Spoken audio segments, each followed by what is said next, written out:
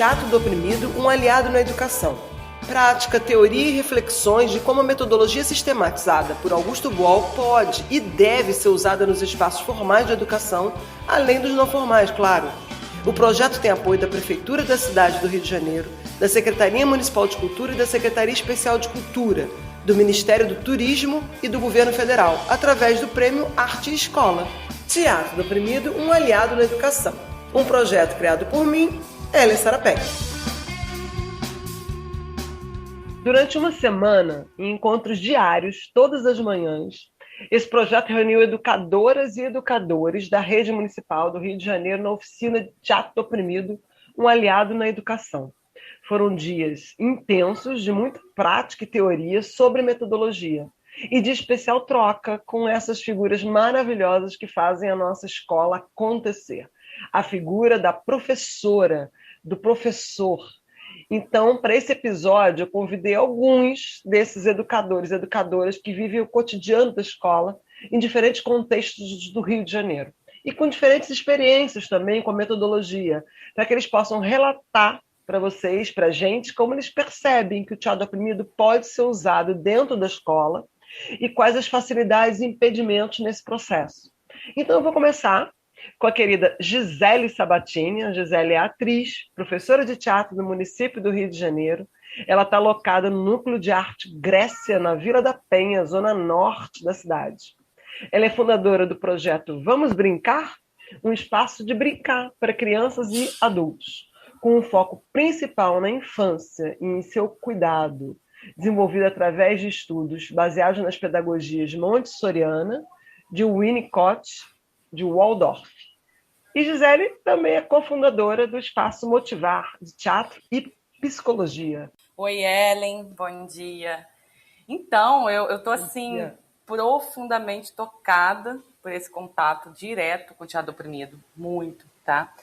Não apenas como profissional, mas como pessoa que age, que está no mundo, tá? O TO, ele é humano, ele é afetivo, e eu encontrei o que estava faltando de instrumento, de ferramenta para eu trabalhar diretamente muitas situações que são muito comuns na escola e fora dela, né? Na vida da gente. Então, assim, pensando como educador e como pessoa no mundo.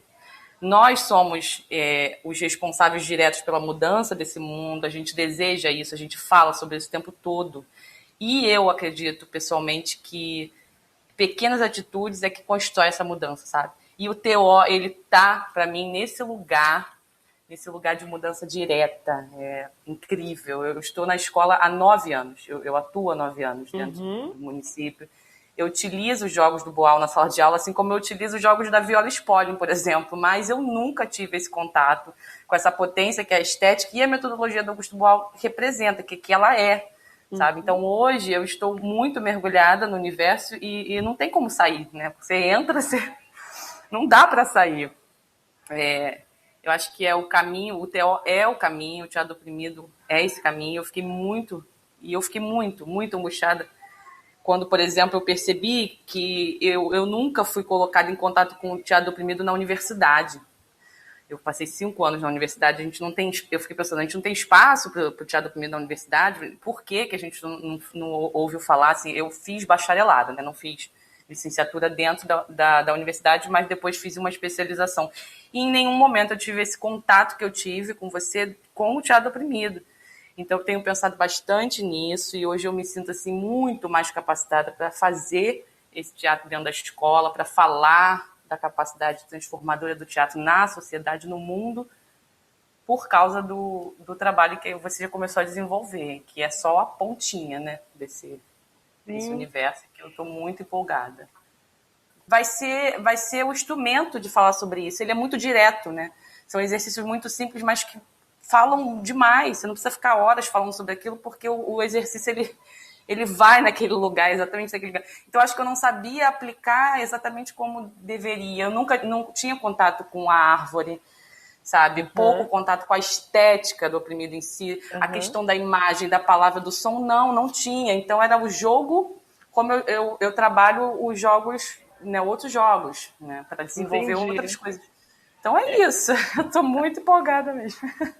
Bacana, obrigada, Gisele. A gente Obrigada, perceber que o você. lugar do TO não é um lugar só desse jogar, como você falou, jogar ou brincar ou Não, exercitar, né? O local do isso, TO o TO é uma metodologia para puxar um debate, né? Uma discussão, para a isso, gente repensar a escola que a gente tem hoje, para a gente repensar e tentar desconstruir as situações de opressão que a gente vê não só no espaço escolar, como fora dele. É bacana que você isso aí foi uma visão, você ampliou sua visão nesse momento e que você vai poder utilizar mais agora. Gisele, querida, claro. obrigada pela tua participação, Obrigada.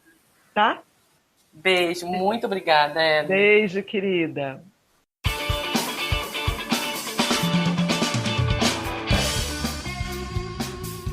E agora eu vou conversar com Anília Francisca, que é mãe de primeira viagem de Luiz Marini, que nasceu no meio da pandemia, na pandemia, e é uma delícia, é lindíssima. Vou complementar aqui. É professora de artes cênicas, Anília, do Rio de Janeiro, na Escola Municipal Desembargador Oscar Tenório, que atende a Rocinha, uma favela que fica na zona sul da cidade. Ela é mestre profissional em teatro pela Unirio e doutoranda em artes da cena na UFRJ. A Nila está super envolvida com a sua mais nova produção, cuidar de uma vida recém-nascida no meio do perecimento de tantas outras vidas que se foram com a Covid-19 no ano de 2020. E no meio ainda dessa pandemia, né, já estamos em 2021, em março, mas ainda estamos no meio desse processo. Eu queria saber de você, né, porque eu conheço a Anília há muitos anos já. Eu queria saber de você, Anília, como é que o teatro do oprimido, na sala de aula, já que eu sei que você faz há muitos anos também esse trabalho, eu te pergunto como é que você vê esse processo da metodologia do TO na sua escola, qual a colaboração, qual a importância, como é que você vê isso no debate, na construção cidadã, né, para a educação, a partir do seu ponto de vista ali, do teu trabalho experimental na escola, Nília? Oi, Ellen. Antes eu queria agradecer o convite. Muito obrigada por você ter me chamado, né, para a gente poder estar trocando essa bola e falando de educação, que é uma que eu gosto muito. E também agradecer da equipe do TO por mais essa iniciativa, por mais esse trabalho que eu acredito que é sempre de vanguarda, sempre à frente. O teatro do oprimido é uma coisa genial, né? Que o Boal, eu acredito que deveria, né? Não sei se é, porque na minha época não era, mas deveria ser matéria obrigatória de todos os iniciandos em teatro do Brasil, porque é a ferramenta que nos vale dentro da escola. Quando a gente vai pisar no chão da escola, que a gente vai começar a trabalhar com os alunos, né, de primeiro ou de segundo segmento, ou de PEJA, ou de ensino médio, principalmente para quem trabalha em PIAs, para quem trabalha em escolas públicas, a gente sabe que o TO é a melhor ferramenta, se não a melhor, né, para poder trabalhar com esses sujeitos que são constantemente oprimidos e silenciados a todo momento por diversas coisas, né? Inclusive dentro da própria escola a gente encontra muitas opressões, assim, do professor contra o aluno, do aluno contra o próprio aluno, no caminho da comunidade até a escola, ele vai sofrer uma série de Uhum. opressões. Então, assim, eu acredito que o Teatro do Oprimido veio para formar cidadãos e principalmente dar-lhes essa cidadania plena. Para mim, foi o que me valeu desde o ano que eu entrei na sala de aula pela primeira vez, há 16 anos atrás. Embora eu não tivesse, na minha época, né, tinham poucos mestres e doutores e especialistas em teatro do oprimido, então, na minha época, ele não era estudado na licenciatura, o que é uma coisa que ainda bem está se revertendo, né? Até com Uhum. você mesmo, agora é uma doutoranda, graças a Deus, do teatro do oprimido dentro da academia, mas na minha época a gente não estudava o Boal. Eu já ia e conheci, graças ao universo, né? Graças às forças protetoras do universo, eu conheci vocês, né? Na época em que o grupo tinha a Bárbara, tinha enfim, o gel. Por acaso, num espetáculo na rua, na Oca, que eu vi pela primeira espetáculo fórum, inclusive o Flávio também fazia parte do elenco. Eu fiquei encantada por aquilo, que eu nunca tinha visto na minha vida, e eu achei, assim, genial, e aí fui procurar estudar, fui procurar saber o que era aqui. Deu muita sorte de eu conseguir fazer uma capacitação também lá naquela época, quando o Boal ainda estava vivo, com o próprio Boal, com um projeto que ele tinha firmado junto com a Secretaria Municipal de Educação. Então, assim, foi maravilhoso, que eu tive a chance de conhecer o mestre pessoalmente e fiquei encantado pela maravilhosa que ele era, que até hoje eu me emociono toda vez que eu lembro, e também pela empatia e como aquilo se adequa perfeitamente ao que eu estava usando na sala de aula, porque quando a gente se forma como professora, principalmente da rede municipal, a gente fica muito perdido. Nada que eles passam na academia serve. É tanta desigualdade, é tanta pobreza, é tanta violência, que as coisas elas começam a perder o rumo. As aulas, por mais que você programe, você tem que estar sempre se adaptando, né? O teatro do oprimido, ele acaba sendo muito empático, né? Porque ele faz com que os nossos alunos eles consigam colocar para fora aquilo que realmente está causando todo esse transtorno, até o déficit de atenção, as dificuldades pedagógicas, tudo vem do emocional, né? Tudo vem do social também, não é só do emocional, tudo vem do social. Então, o aluno, ele tipo a entender e ele começa a tentar mudar, ele começa a tomar em ações concretas, né? Aquelas opressões que, na verdade, foi colecionando ao longo da trajetória. Então, para mim, eu uso quase todos os jogos, né, do Arsenal do Teatro do Oprimido para diferentes fins, e eu tive também o privilégio de ter feito um mestrado profissional na Unirio e me aprofundar, né, nas técnicas do teatro fórum, que é uma das modalidades do teatro, que eu construí 2 fóruns na minha escola com os adolescentes de lá, com opressões trazidas por eles, né? Um espetáculo sobre as opressões que os alunos sofriam do caminho da Rocinha até a escola, que, por incrível que pareça, pode parecer muito louco, mas eles sofrem opressão do caminho da escola até a escola, porque a escola fica no bairro da Gávea, que é embaixo, né? Não é no alto da comunidade. E a ficarem na comunidade, eles sofreram preconceito dos moradores da Gávea, eles já sofreram discriminação do ônibus, eles já sofreram discriminação dos seguranças do shopping. Nossa. Então, assim, são tantas opressões que eles vão sofrendo que você nem acredita que aquela batalha ela se dá quase que diariamente, e eles vão naturalizando esses tipos de opressão que eles sofrem, a ponto deles não conseguirem identificar que eles estão sendo oprimidos todos os dias. Então, assim, esse foi um dos espetáculos, se chamava Semelhança Mera Coincidência, que foi um fórum que eu fiz com os alunos, e todos ele foi apresentado para a escola e para a comunidade, todos eles se identificaram prontamente. E o segundo fórum que eu fiz com os alunos, nesse meu ano do mestrado, chamava Um Conto Escolar, que era também uma paródia sobre as opressões da nossa própria escola, que eles sofriam com professores, com coordenadores, com diretores. Inclusive, foi bem ousado, porque os alunos, na hora de contarem as histórias, rasgaram o... E aí os professores, os opressores que eram professores, se viram naquele espetáculo. E aí foi chocante. Foi como o Boal narra naquele livro. Quando o opressor ele se vê em cena, né, a prática começa a mudar. E foi daí que eu vi que realmente a transformação ela se dá. Quando a gente colocou os opressores da escola assistindo o espetáculo, em que eles eram parodiados pelos alunos, oprimindo os mesmos, quase com as mesmas falas que eles falavam diariamente para os alunos, eles contam do quão cruel, do quão injusto aquele sistema se dava. Enfim, esse Um Conto Escolar, ele fala de todas essas opressões, mas o pano de fundo mesmo é um aluno, né, uma aluna do Nordeste, e ela sofre um processo de bullying muito forte, justamente por ela ser nordestina e ela ter valores bem distintos dos meninos aqui da cidade, o que é muito a história da Rocinha, que é uma comunidade que, na verdade, Filha, aqui minha filhinha, é uma comunidade, a maioria da população vem do Nordeste, né, e já vem desde a construção do túnel Dois Irmãos. Então, a Rocinha, ela é uma das únicas comunidades do Rio que 80% da população ou é nordestina, ou é descendente ou ascendente de nordestinos. E eles têm uma cultura muito própria. É a maior favela da América Latina e é muito visada politicamente, porque é um curral eleito do Rio de Janeiro. Ele tem 2 deputados, por exemplo.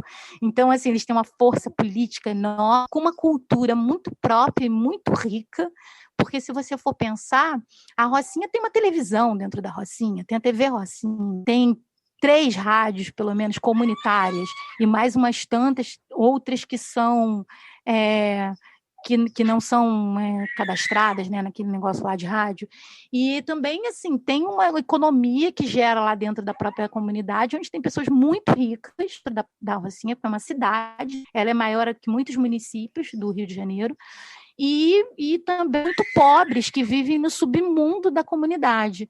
Então, assim, é muito diverso, realmente, e eles ainda convivem com essas lutas, guerras do tráfico, né? E com a polícia também, que não respeita os cidadãos de uma forma legítima, né? Onde 99% são trabalhadores e tem ali um 1%, como toda a sociedade, como toda pequena sociedade, tem aquela parte que realmente são pessoas que resolvem fazer o mal. Não vou nem dizer que são bandidos, porque eu acredito na regeneração do ser humano, então eu acho que a pessoa está ali por um motivo, naquela situação, naquele momento, e eu creio que isso se muda, né, claro. Enfim, aí foi maravilhoso, porque eu pude perceber essa ação concreta dentro da minha escola no período de 1 ano. Eu vi a transformação da escola, que era uma escola que realmente era muito difícil, problemas de bullying eram muito grandes, e sofria com a guerra, a trincheira não declarada entre docência e discência, que era muito, muito pouco amistosa. E aí, a partir desse espetáculo, a gente começou a escrever uma nova página dentro da escola. Te agradeço a tua participação aqui, e em especial também porque você tocou num assunto muito rico, que é por que o TO ainda não está na academia, né? Assim, de uma forma mais regular, vamos dizer assim, até porque ele já faz parte do currículo mínimo de tantas cidades e estados. Por que ele não está ainda incluído como uma disciplina, uma matéria, dentro, pelo menos no ensino de artes cênicas? É uma reflexão que a gente deixa aí para o nosso ouvinte, porque claro que melhorou, avançou muito já, é verdade isso que você falou, mas ainda está aquém, né? A gente ainda precisa muito mais Chato Punido para a gente abrir esse diálogo, para abrir essa percepção, em especial para o professor, a professora de artes cênicas que lida com essa situação cotidiana, como você contou o exemplo que você teve aí na escola da Rocinha, e tão importante para a vida não só daqueles estudantes, como daqueles educadores e educadoras que ali estavam, né, para discutir. Querida, eu vou fechando. Muito obrigada pela sua participação. Um beijo grande. Adorei o sonzinho de fundo da Luz Marini. Obrigada, Ellen, pelo convite. E sempre que você precisar, estamos aí, tá? Com o maior carinho e atenção, porque você sabe que eu sou uma entusiasma da campanha do TO na academia, para que a gente coloque uma matéria, porque é o professor que multiplica tudo, né? Isso aí. Obrigado, querida. Beijo grande, tá?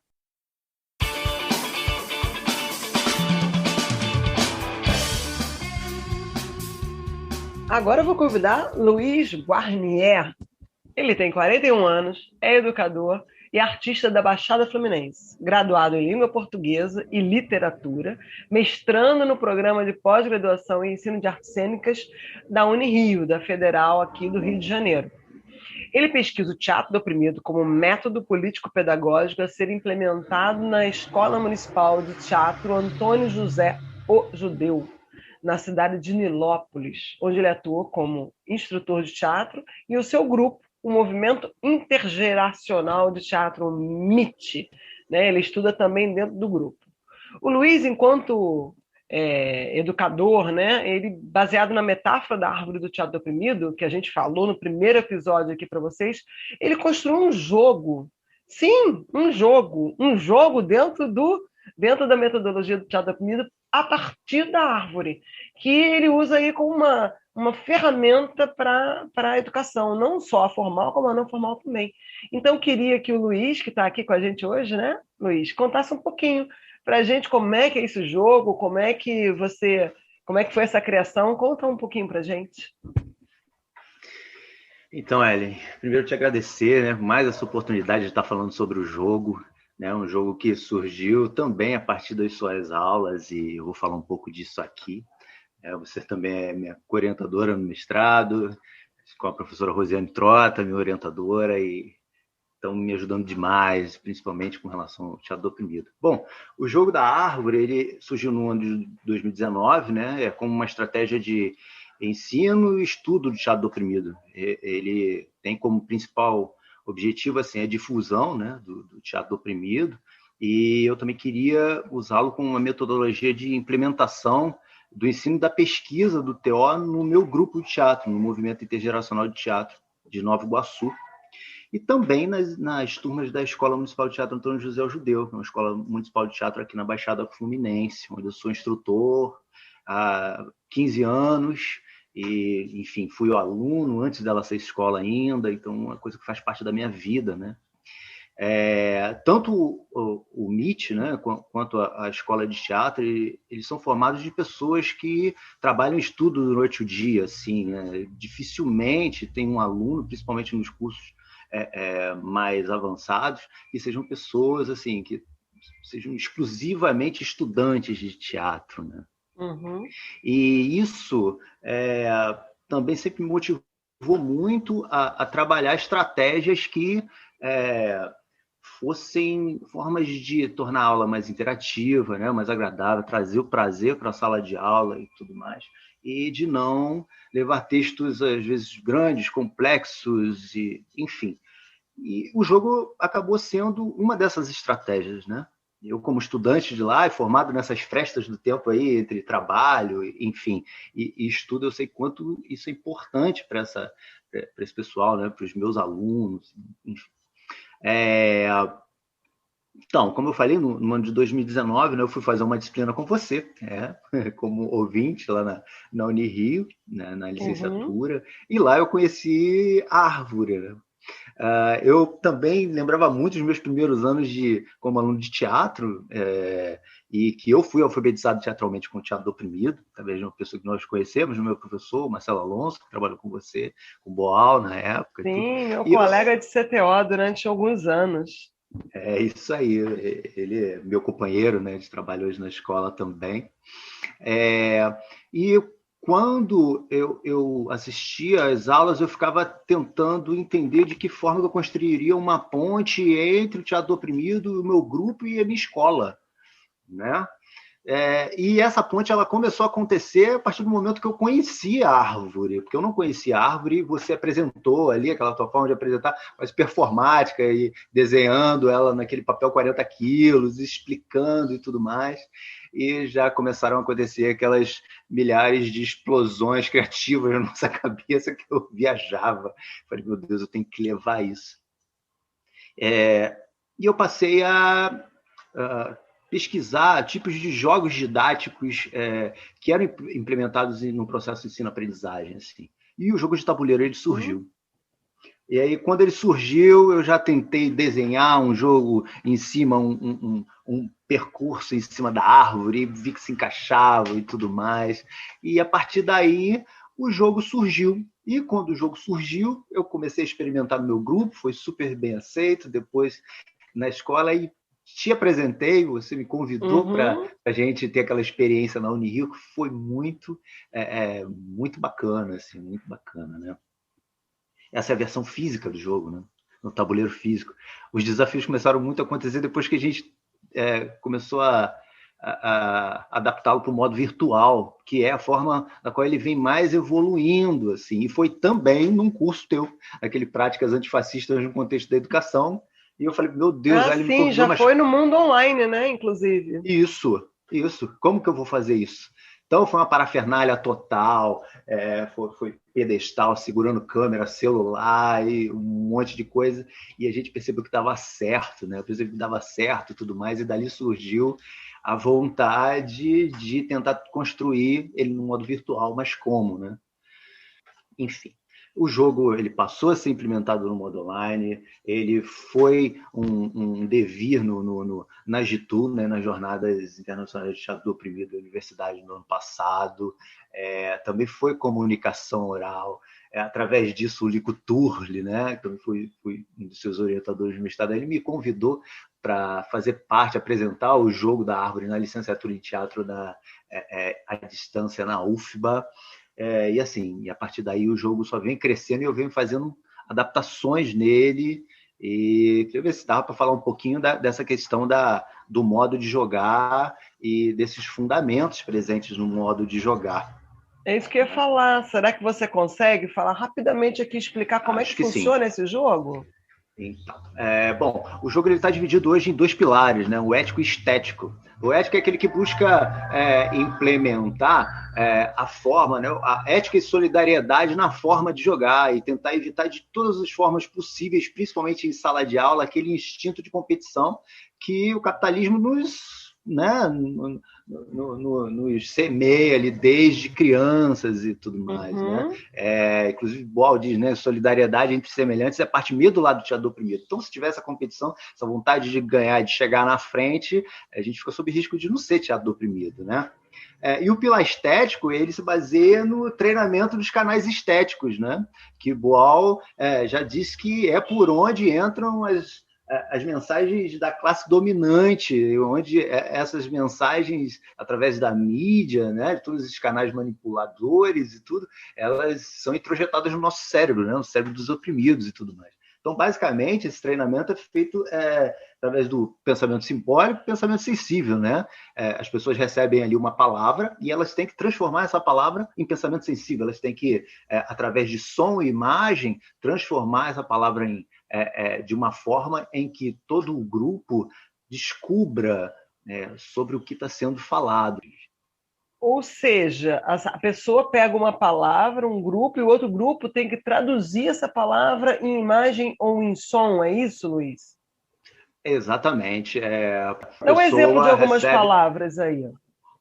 Sim, vem palavras como racismo, como machismo, Uhum. como trabalho escravo e tudo mais. Então, quando o jogador ele recebe essa palavra, né, esse pensamento simbólico, ele não pode falar, né? Ele tem que, através do corpo dele, transformar essa imagem em som e essa palavra em som e imagem para que o grupo dele adivinhe, né, descubra, melhor dizendo, que palavra é essa, o que ela está relacionada, e quando o grupo acerta, eles andam no tabuleiro, mas aí não anda só o grupo que acertou, andam os 2 grupos juntos, porque o jogo ele é cooperativo. O percurso tem as casas que são marcadas com todas as informações que tem nas árvores. Essas casas ética e solidariedade, teatro jornal, jogos exercícios e tudo. Quando um grupo ele chega até essa casa, cartões explicativos são lidos, explicando conceitualmente, rapidamente, de forma bem didática e simples,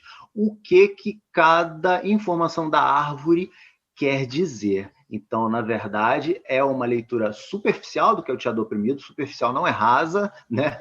Para que a gente consiga semear e multiplicar o TO de alguma forma, mínima possível. Você já ouviu falar no teatro oprimido? Uma vez eu joguei um jogo com um professor, com uma professora, que falava sobre o teatro oprimido e eu ouvi falar nisso e aquilo. Principal é essa semeadura, mas a gente consegue trabalhar ele de forma mais aprofundada. Ai, que bacana, Luiz. Eu fico muito feliz por ver, desde quando eu conheci, eu achei incrível, né? Até porque eu sou apaixonada pela figura da árvore do teatro do oprimido. Eu agradeço demais a sua participação e que você continua desenvolvendo esse jogo aí. Quando ele estiver na mão para você já divulgar, eu quero um, tá? Quero ser a primeira a ter um. Obrigado e viva o TO e que o TO seja cada dia mais difundido para que as pessoas descubram esse método político-pedagógico tão importante para a nossa vida e sociedade. Obrigado. É isso aí. E vamos que a transformação depende da gente.